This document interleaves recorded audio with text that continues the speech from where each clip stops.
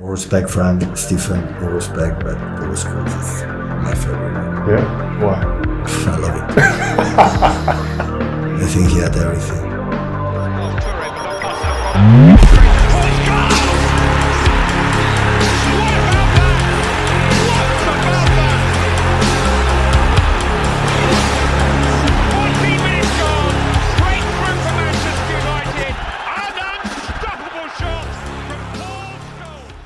Paul Scholes is your favourite player's favourite player.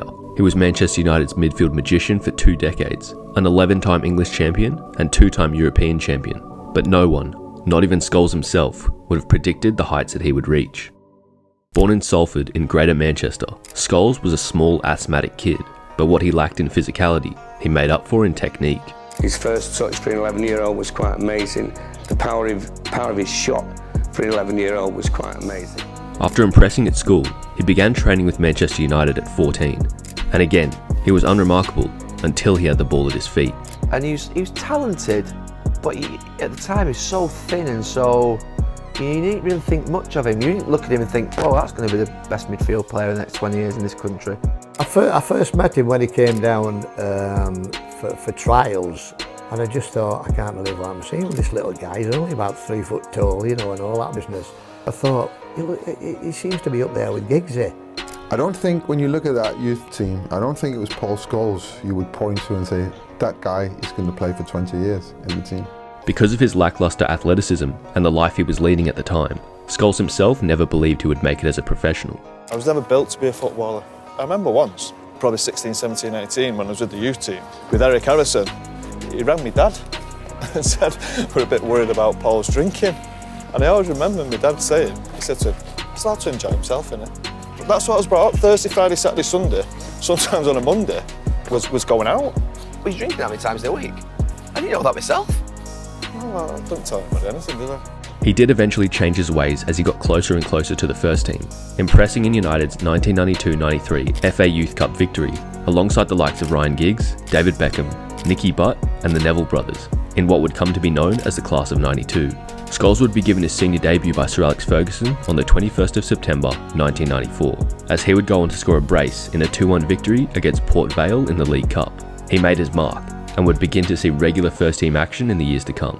He became known as a midfielder who scored like a striker, and a midfielder who tackled like a psycho. When I actually first played with him, it was against Marine, and I was a bit concerned about all these young lads being booted about by these big scousers.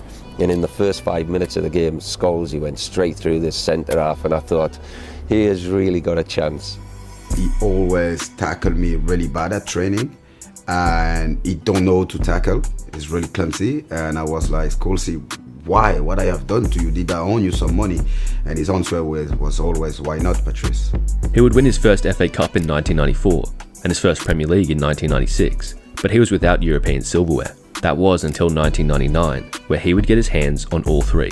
He scored in the FA Cup final against Newcastle and in the Champions League quarter-final against Inter, but his rash tackling got the best of him in the semi-final against Juventus, picking up a yellow card that saw him miss out on the final. It was disappointing, yeah, not to be part of it.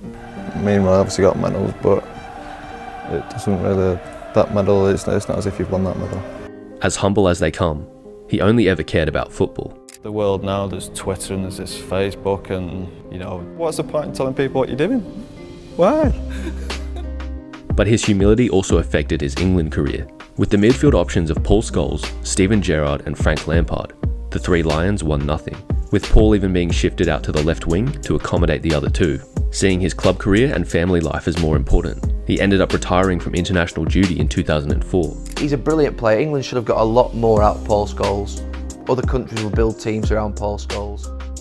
Back at club level, he went from strength to strength, and he finally had a striker as intelligent as he was in Ruud van Nistelrooy, as the pair struck up a telepathic partnership. I love playing with Ruud.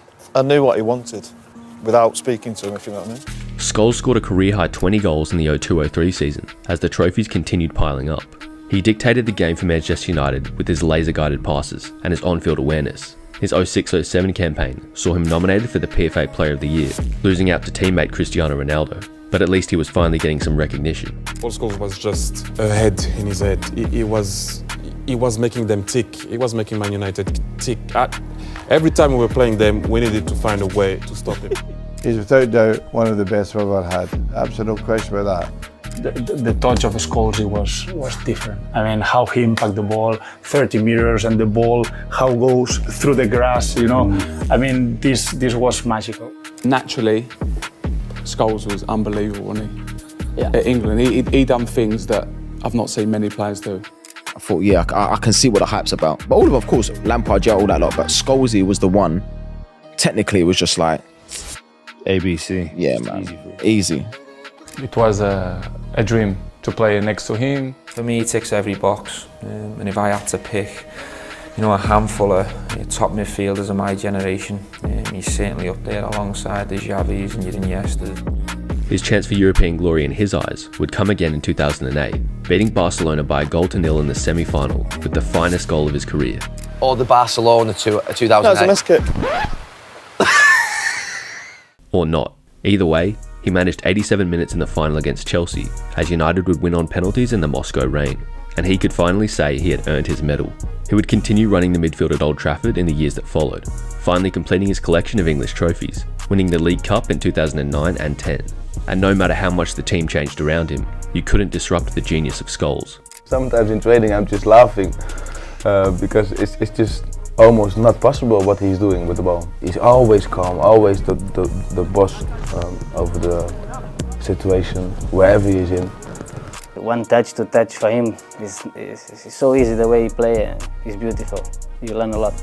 He prematurely retired from football in 2011, but less than a year later he was back in a red jersey due to an injury crisis in midfield. And as a local lad, it was fitting for him to return during a 3-2 win over Manchester City. All I knew growing up was you have a City fan or a United fan.